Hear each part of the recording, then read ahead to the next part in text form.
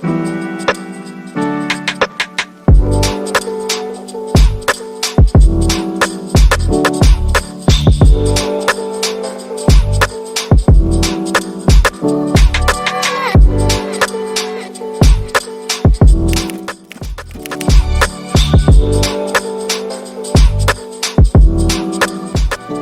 guys, it's your girl Baby Map. We're here again with another vlog.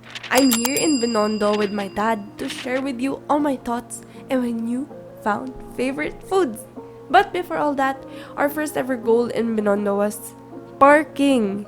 My dad who was driving said we will not push through with our mini little food trip getaway without having a nice place to park at. But you better believe we kept our eyes open and searching. And then minutes later, right in front of Engbitin, we were blessed with a parking space. Saktong-sakto kakaalis lang nung kotse, tapos si kuya nakatingin sa kotse namin. I swear, sa mata ko, at the time, parang may glow si kuya nung tinawag kami. Grabe, sobrang saya namin ng papa ko. I think we paid 50 pesos for the parking, if I remember it correctly. Sobrang saktuhan lang talaga ng parking along the streets of Binondo. And super dami yung mag-uunahan for this parking space. I've read from blogs or even asked my friends, and they advised to park at Lucky Chinatown Mall. Yes, that was close enough, but that was a bit too far for my dad. My dad wanted the parking to be in Binondo as much as possible because we're gonna be walking around the area, diba? Yes. So I'm still experimenting on my vlog, so please bear with me. This is my first time doing voiceovers. I hope you guys enjoy this kahit papano. So, from Engbitin, we walked along Ongpin Street towards the Welcome to Manila Chinatown banner. Our first destination was the famous Shanghai Fried Siopao. Ito inuna namin kasi siya yung medyo malayo. About around 5 minutes of walking, we reached our destination. It was a Monday, so walang pila nung punta kami. Pag weekends daw, grabe yung pila. Pagdating, makikita nyo na agad yung kabuuan ng kanilang kusina. Kasi open yung area and makikita nyo paano ginawa yung siopao, fresh and from scratch. 30 pesos each yung fried siopao. Walang kasamang sauce because apparently no sauce needed. And it's supposed to be crunchy sa bottom and soft overall with a huge meat to bun ratio. Fried siopao lang pinunta namin dito. Pero kasi nakakatakam yung ibang goodies sa harap, so bumili na din kami. 130 pesos yung siomai, 150 pesos yung kikiam, and then 180 pesos yung pork dumplings. Inulam namin yung kikiam a few days after, and grabe, ang sarap din. Ewan ko kung na-miss ko lang yung kikiam, pero it was juicy from all the fats it had inside.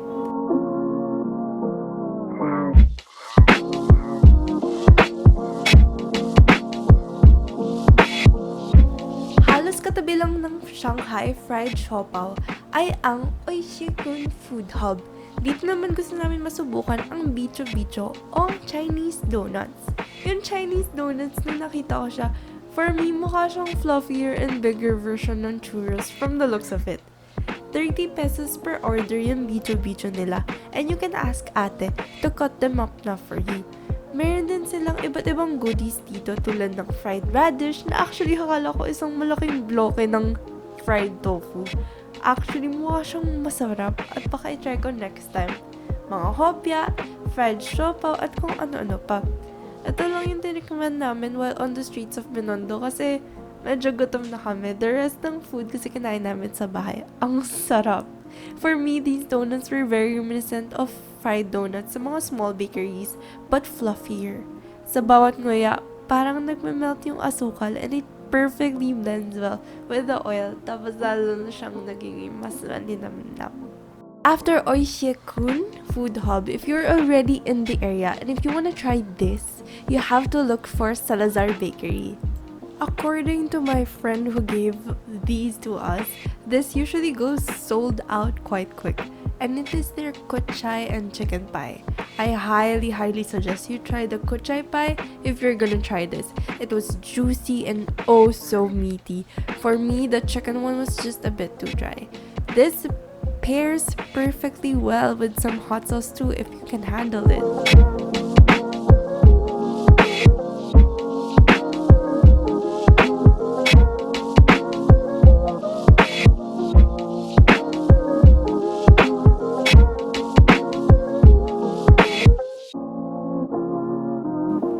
As we were walking back, along Angpin Street to our right was Lord Stow's Bakery.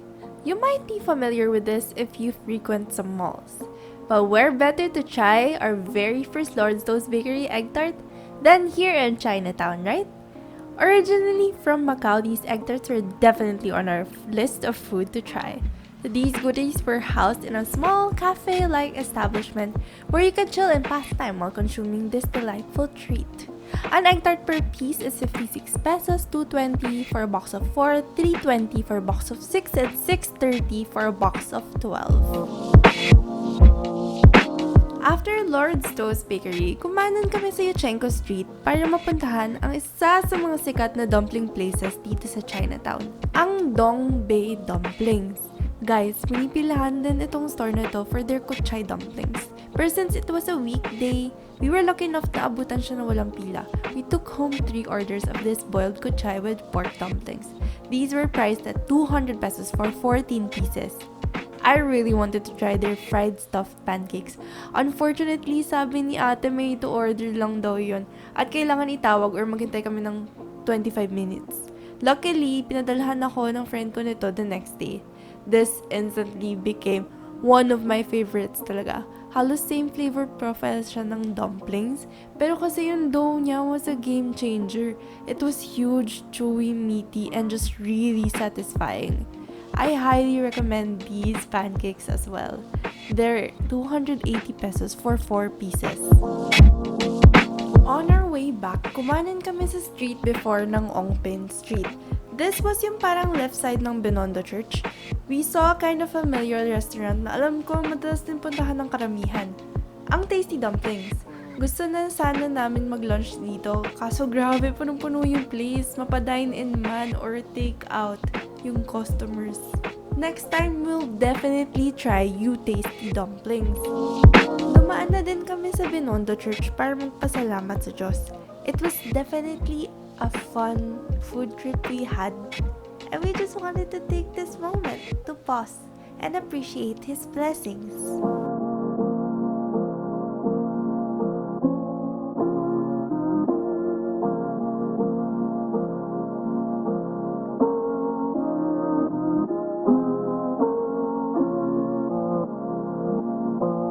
Siyempre, hindi naman makakompleto ang araw namin kung walang Engbitin goodies, diba? Pumasok kami dito sa isang building ng Engbitin. Actually, para mag-CR. Third floor pa yung CR, pero in fairness, maayos naman. Stairs nga lang from the second floor yung dadaanan para makapunta dito. Sa second floor, may restaurant din dito. And sa ground floor, yung lahat ng Engbitin products na pwedeng bilhin pang pasalubong. Favorite ko talaga yung salted egg lava pao ng Engbitin. Kaya talagang automatic na yun sa cart namin. That was 250 pesos. Si Papa na yung namili ng iba naming pinabili. The hopia was around 50 pesos to 58 pesos. House blend iced tea was 69 pesos. Ang init kasi sa labas at gusto ni Papa ng something refreshing. Yung lumpiang Shanghai was 180 pesos. And yung asado roll was 165 pesos. Yung mocha chiffon roll was 110 pesos. Naubos na namin lahat to and grabe, masarap talaga yung products ng Engbitin. Paborito sa bahay yung asado roll kasi ang lambot nun tinapay tas di pa tinipid sa fillings.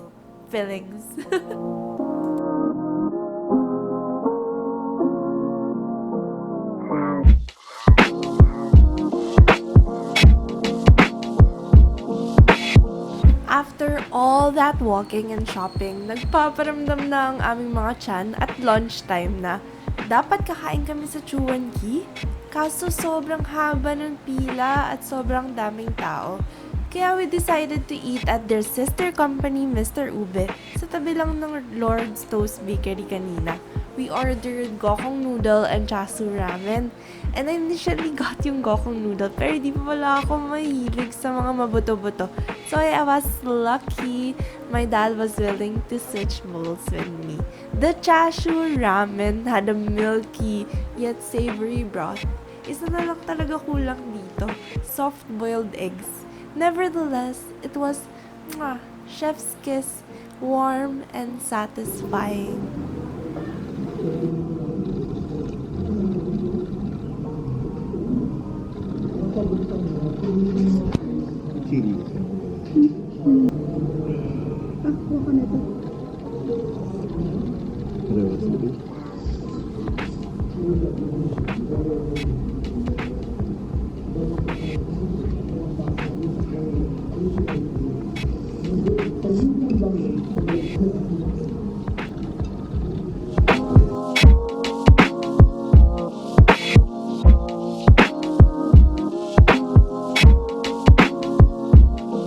Time to go home and eat some more! Grabe, pagpasok namin ng kotse, punong-puno ng amoy at bango ng kutsay with pork dumplings. Nakakatakam. Pero pinagpiesta na muna namin muli ang Chinese donuts. May pagkakunat na siya kasi nga kanina pa na sa kotse. Kailangan talaga fresh ang kinakain. Masarap pa din dahil sa oil and sugar na parang pumaparty sa bawat nguya. Time for a haul! The asada roll from Engbitin is definitely the family's favorite. Super sulit talaga yon. The chiffon roll naman was really fluffy and bouncy, but I prefer cake-like desserts to have more filling or buttercream. The hopia flavor that I really liked was the one with langka and ube in one. Oh my god. Those two flavor profiles are match made in heaven. This siomai, pork dumpling, and kikiam were all so delicious. Isang kagat mo pa lang, alam mo na walang daya yung fillings. And you can taste all the meat. It was juicy, meaty, and well seasoned. The bicho is still one of my favorites, just as long as it's freshly made.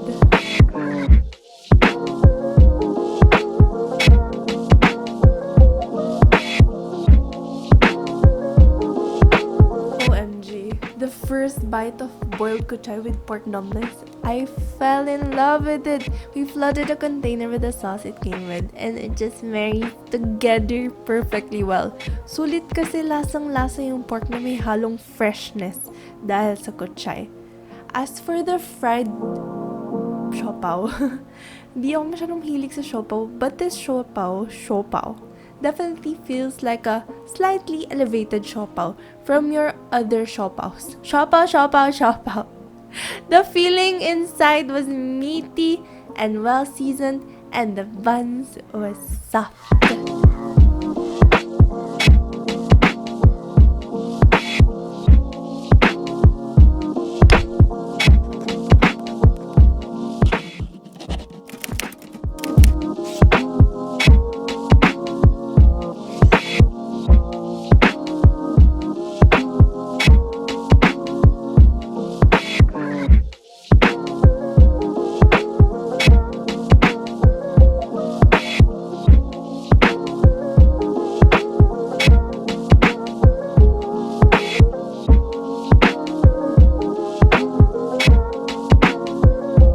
An egg tart? It seems simple, right? But as you take a bite, you get two completely contrasting textures of the soft, sweet custard against its flaky, buttery crust that I just can't get enough of. It screams passion translated into skill and craftsmanship. The egg tart was the perfect ending to a perfect day. And that's it for today's vlog. Thank you guys for watching. Sana nag-enjoy kayo sa trip natin to Binondo. I hope magkaroon to ng part 2 kasi for sure ang dami ko pang hindi natitikman. Comment down below kung ano pa yung mga food na gusto nyo i-try ko here in Binondo or anywhere else. Also, give this video a thumbs up, subscribe to my channel, and hit that notification bell button to get notified whenever I post new vlogs. Also, I do streaming sometimes on Twitch at babymap_, and I do blog and write, so if you want to get to know me more, subscribe to my blog. That's babymap.wixsite.com/bunsandbay. And that's all. Bye! Thank you guys!